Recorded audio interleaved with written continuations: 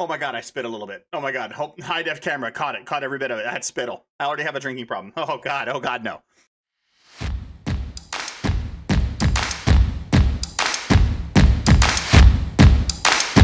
Okay. Anyway, let's get into it. We got plenty of people here. Why the hell are we waiting? And let's get into this bad boy. For one, I mean, come on, that's kind of a cool ass bottle right there.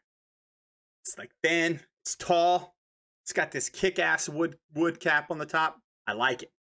I like this bottle a lot. We're doing High West Campfire, guys. All right, guys, let's get into it. I'm gonna do this real quick. I'll tell you a little bit about it, then we're gonna pour it.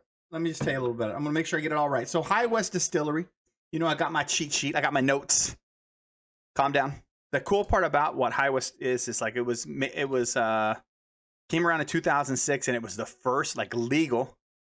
Notice that they had to say legal distillery in Utah since like 1870. And in 2016, just 10 years after they came around, they were actually named the Distiller of the Year. Gods. Okay. Actually, I haven't had anything from them that I don't like. They're all good, but this is my favorite of them is the Campfire. So this is actually really cool. And it kind of excites me about going over to Scotland because this High West is a smoky whiskey. It's, you know, the name of it's Campfire. Not all High West. I need to break this. High West Campfire is a smoky whiskey, and it's a blend between bourbon, rye, and then a blended Scotch. And I think, okay, so the bourbon, I can tell you a little bit about that. Let me tell you, before I get into it, before I get into it, look at me. This is crazy hands. This is crazy. You don't know what to do with your hands. You just do stuff like this. You don't know what to do with them. They are made from those three blends, which is pretty unique, like a bourbon blended with a rye, blended with a blended Scotch. And it's a peated Scotch, so it's going to have that extra smoke and that extra kick to it. They also put it in a heavily toasted barrel to age it out. They started out in 2006 in a little distillery, like a little place actually in downtown Park City. But now they have this. I'm telling you, go look on their website, on High West Distillery's website, because they have like probably one of the most beautiful locations of a distillery in the United States. It is crazy pretty. It's like 25 miles out of town. It's up in some mountains that I can't pronounce. Washatuwakahukawana. It's not pronounced like that at all. I just made someone mad that lives in that area. But anyway, it's up there. And when they got named the Distiller of the Year, their price of their whiskey and everything went up. Let me tell you something about. I'm going to break something down to you. Price of whiskey is not indicative of quality of whiskey. So price of whiskey is not indicative of quality of whiskey. Price of whiskey is indicative of the quantity of whiskey available. Whiskey is one of those things. I mean, we all hear of supply and demand, but whiskey is one of those things where that's like taken to the like this level. Like this is normal level of supply and demand. Then whiskey says this. No, let's do this. Not let's do this. But anyway, I mean, don't get me wrong. If it's a really good whiskey, it's going to be priced higher than like a budget whiskey. Age statements and things like that. But really, 9 times out of 10, the price of a whiskey is based on its availability. So, like, that's why craft whiskeys are usually a little bit more expensive than the big brand whiskeys. It doesn't necessarily mean that they're better than the big brand whiskeys, but it means that there's not a readily available distribution is not as big. I think when High West started, man, I could have this all wrong, but I read all about them today. But when High West started, I think they started out with the 250 gallon, is all they had is 250 gallon still. And I think they're now up to like a 1,600 gallon still, probably more than that. They had one location, now they have 4. It really grew, and who knows what they are now that the other place bought them. But let me tell you a little bit about the 4 bourbons, the bourbons that are in there, the 3 different bourbons. So, not bourbons, 3 different types of whiskey into this blend, because this is a blended whiskey, which is interesting in and of itself here in the States. So it is a bourbon. And the age statement with this be anywhere between 4 and 8 years. So the whiskeys that are in here are going to be the youngest 4 years, the oldest 8 years. So if you had to slap an age statement like we talked about before, your age statement has to be the youngest whiskey that you have in there. Got it? Okay. You're learning here. You guys can literally go in and kick ass at a bar from watching these reviews. I mean, don't play around and be a girl and walk in and know this much about whiskey. You ain't paying for a drink. I just saved you guys money and made you have amazing nights. But anyway, what was I saying? Oh, 4 to 8 years. So there is something that's interesting about this, and I actually when I started reading about it, they do a lot of it actually there, which I don't know. I mean, I want to look at it and see if it's like totally like called out. So I don't know if it is or not. I'm just looking. It's not clearly called out. I'll put it that way. It's not clearly called out. David Perkins, that's the master distiller. But like, so comes from 3 different types: rye, bourbon, blended Scotch, and the rye is actually 2 different types of rye, and one of them is a 95% rye, 5% barley mash build. And what a mash build is before it's fermented. That's the grains that are in the water that are turned to the starches are turned to sugar to make the alcohol. And then the other rye is 80% barley, 80% rye. God, I'm horrible at this. Turning off my stream right now. I'm just kidding. 80% rye, 20% barley, malted barley. They don't use amylase to do it. They use the malted barley with the enzymes in there. And the bourbon is a 75% corn and 21% rye and 4% malted barley. Now, 2 of those 3 things that I just talked about actually come from a gigantic distillery called MGP. Midwest Grain Products is what that stands for. And they're in Lawrenceburg, Indiana. And in fact, like they put out like so many crazy gallons of some of it's whiskey that they age themselves. Some of it's they send out the actual spirit and then it's aged by other distilleries. But like, I don't mind blending things together. In fact, I think it's really cool. I think it's like what craft distillers can do to like really change and explore and do really crazy things. And I think it's great, but like if they do it, like I want it called out, like crazy called out, like made with straight rye whiskey, straight bourbon whiskey, blended malt whiskey from Scotch. Like right here, it says bottled by. See, this is what you got to look at.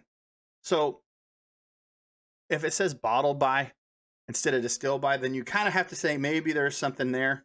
And like I was going to say, of those 3, only one of them are actually from a distillation process that happens in High West. The other 2 are from MGP. And then the blended Scotch, like it says, it's undisclosed type of Scotch because of some sort of contractual agreements. And when I tried to look up and try to find out like what's the blend ratios, like they don't tell you that. So don't get me wrong, it's a gigantic skill to be able to take those types of whiskeys and blend them into this product. It's a great product. I just wish it was a little more visible. All right, let's go ahead and let's listen to the best sound in the world right here. Best sound in the world. Oh, Jesus. Be sweet to me. Ooh, guys, right here. Oh, all right, let's get into this. I like to let it set a little bit when it's something strong like that. All right, so I'm going to go in. Actually, what I want to do here real quick before we do much of anything, I want to tell you what they say. So their nose that they say is it's floral, fruity, bright, spicy, caramel, butterscotch, light smoke of smoldering wood from a campfire the morning after. Guys, come on. It's beautiful how they wrote that, okay? They say jasmine, tai chi, sandalwood, leather, tobacco, pine, not pine needles, pine resin. Pine resin. And toasted bread. So it is a rye for sure, okay? Definite rye for sure. Because when I take rye, like the thing I like ryes. They're not my favorite things, like my go-to drinks, but man, in any cocktail, I always put a rye. I like it a lot better. But what I like about the rye is that you get those tea notes. I don't know that I would say chai tea, but I would say more of, to me, it's like a good breakfast blend tea. Like a good strong, maybe even a black tea that's in there. I get that real heavy on this, and I do that in all ryes, not just this one, but this one is really nice. But yeah, on the whole top of this, it's like think about like you know, like when you get a sausage, okay? You get a sausage and you have to bite it and you don't taste anything at first because it's wrapped in that like layer, and you bite it, it says that's the sound it made. And then you get into the sausage, like oozes and explodes. It's delicious. It's manly. I'm hungry right now thinking about it. But like that's how this is right here. It's like all of the stuff I'm talking about is on a layer that you kind of have to break through of that peated, of that smoke, of that peated and that smoke. So, but I don't know. I don't get butterscotch. I'm trying to find that. I do usually like butterscotch. I guess a little caramely. It is sweet. But I mean, it's really heavy on that campfire. And I like the thing that they use that it's like campfire, but not while it's burning, like after it's burned. All right. The toasted bread. And I do usually get a rye like toast in that, but I don't in this. I think it's because the other smoke is too heavy for me. So I'm going in for the taste, guys. The taste. Mm.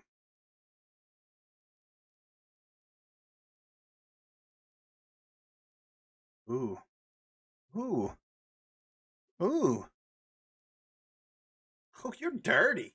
You're naughty. I'm about to spank you. You're naughty. What are you doing? Don't do that to my mouth. That's filthy. It's nasty. That thing's nasty. Okay? Like, why did it get so dirty and nasty in my mouth? I mean, it didn't even buy me dinner and it just made love to my tongue. Good Lord. Okay, guys, seriously. That was amazing.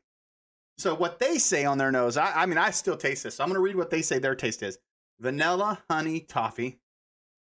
Some nice fruit, blueberries, black cherries, the chai spice again, nutmeg, cinnamon, like a baking spice, orange zest, salty caramel, tobacco, and a gentle smoke. So that's what their taste is. So I will tell you what I agree with a lot is I definitely agree with that toffee. Okay, so here's what it does. So it comes into your mouth. It enters immediately. There's that sweet. And like all the smoke that you got off the nose kind of goes away real quick, just for a minute. And it's all sweet. And it's that toffee. But like that toffee, like if you made it fresh, which I luckily have a wife that does that stuff all the time around Christmas. She makes toffee all the time. And like you can tell when she does it, a lot of her stuff, not by time. She never sets timers. It's always by the way it looks, the way it smells. And I get to the point where I'm starting to smell that. I can smell when the toffee to me feels like, oh my God, you better take it off. That was almost burnt. Is that smell? Is that taste? Sweet, but almost burnt. And then you go right into the smoke. The smoke starts to come back and it's real light and it builds and it builds and it builds. But why it's building in the mid palate of this thing, that's where I get that straight tea. And it's like a great tea. It's like a really good, not chai. I don't know where they get chai. I don't get any chai in it at all. But just a really good, like herbal type tea. You come over that sweetness, but that sweetness stays, but it starts to kind of take back seat. The tea notes come up, and the whole time off here to the side, the smoke is coming up, and it's coming up, it's coming up.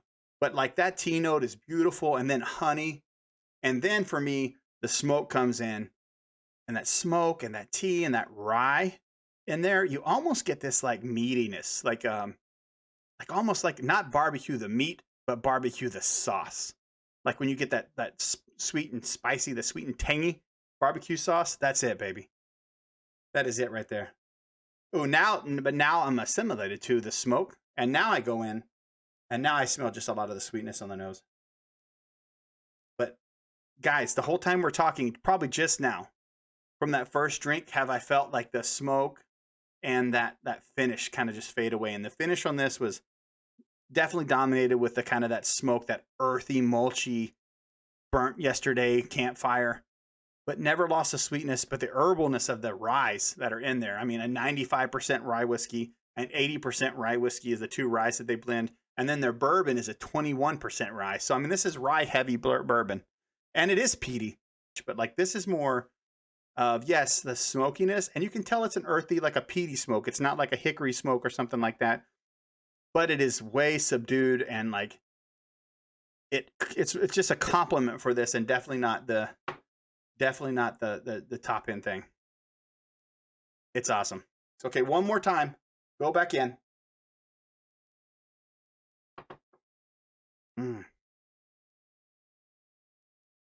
It's really good. Like I would say, like if you haven't ever had this High West Campfire, if you haven't had this, I would say give it a try.